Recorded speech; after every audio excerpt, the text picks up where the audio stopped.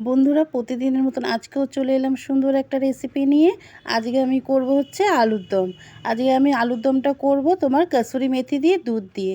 আচ্ছা, রান্নার জন্য দেখো আমি আগে কড়াইতে সর্ষের তেল দিয়ে দিয়েছি। দিয়ে দিলাম হচ্ছে শুকনো লঙ্কা, তেজপাতা, সাদা জিরে। এরপরে দিয়ে দেবো আলু।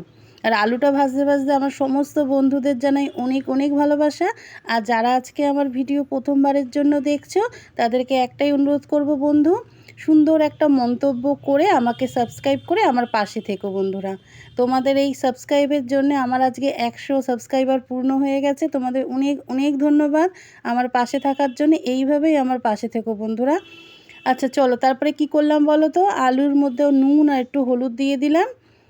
দেখো, দিয়ে ভালো করে বেশ ভাজবো সময় ধরে আস্তে আস্তে। আলুগুলো কিন্তু আজকে আমি সেদ্ধ করিনি, আমি একেবারে ভেজে আলুর দম করব। এই আলুর দম আমাদের সবারই খুব একটা প্রিয় খাবার। মানে তোমার কোনো কিছু মনে হলেই যে না রাত্রেবেলা কি করব, তখনই মনে হয় না বাবা একটু আলুর দম করে নিই, সুন্দর করে ঝাল ঝাল আলুর দম করে নিই, তার সঙ্গে রুটি হোক, ভাত হোক, বা পরোটা হোক, বা লুচি। দারুণ লাগে খেতে বন্ধুরা। কতটা কি ঠিক বললাম তো বলো? দেখো, বলতে না বলতে দেখো আলু লাল লাল করে ভাজা হয়ে গেছে। এবার দিয়ে দেবো টমেটো সস।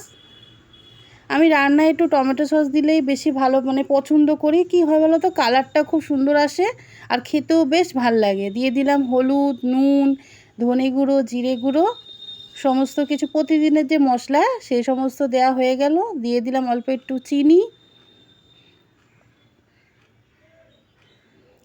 চিনি দিয়ে এবার গ্যাসটা একটুখানি বাড়িয়ে দিলাম। এতক্ষণ আমি আলুটা যখন ভাজছিলাম গ্যাসটা কমানো ছিল। আলুগুলো ভাজা হয়ে গেছে, এবার গ্যাসটা আমি জোরে করে দিয়ে অল্প একটু জল দিয়ে দিলাম। দিয়ে দেখো, এটা কি করলাম বলো তো, বাদাম না আমি হামল দিস্তাতে মানে তোমার দানা দানা মতন করে আজকে দিয়েছি। আজকে আমি মিক্সিতে কোনো রকমের মশলা করিনি, হামল দিস্তাতে বাদাম এরকমভাবে গুঁড়ো করে দিয়ে দিয়েছি। দিয়ে দিলাম ভাজা মশলা। এই ভাজা মশলাটা আমি বাড়িতেই বানাই। এই ভাজা মশলাটা কি আছে আজকে মানে কি দিয়ে বানাই তোমাদের সঙ্গে আজকে চলো শেয়ার করি। ভাজা মশলাটা না জিরে, মৌরি, ধনে, শুকনো লঙ্কা, তারপর হচ্ছে অল্প একটু গোটা গরম মশলা কড়াইতে নেড়ে নিয়ে ঠান্ডা হয়ে গেলে মিক্সিতে ঘুরিয়ে আমি কাচের এতে বা কোনো কৌটোতে, টাইট কৌটো হতে হবে, তার মধ্যে রেখে দিই। দারুণ লাগে এটা। এটা আমার মাকেও দেখতাম, আমার মা না এরকম করে রেখে দিত আর যে কোনো তরকারিতে দিত, এত সুন্দর একটা আলাদা সেন্ট হতো না, দারুণ লাগে। আর দিয়ে দিলাম হচ্ছে কসুরি মেথি। সিম্পল আলুর দম আজকে বন্ধুরা। আর অল্প একটুখানি দুধ দিয়ে দেবো। এই আলুর দমে না আমি অল্প একটুখানি দুধ দেওয়ার চেষ্টা করি, এটা খেতে খুব সুন্দর হয়, বেশ ক্রিমি ক্রিমি ব্যাপার হয়। আলুর দমটার মধ্যে যদি তুমি দুধ দাও না, ক্রিমের মতন লাগে খেতে, খুব সুন্দর লাগে। একবার করে দেখো।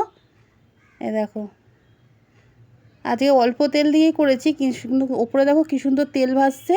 একদম শুকনো শুকনো আজকে আলুর দম করবো বন্ধুরা, বেশি গ্রেভি আমি রাখবো না, যেহেতু রুটি দিয়ে।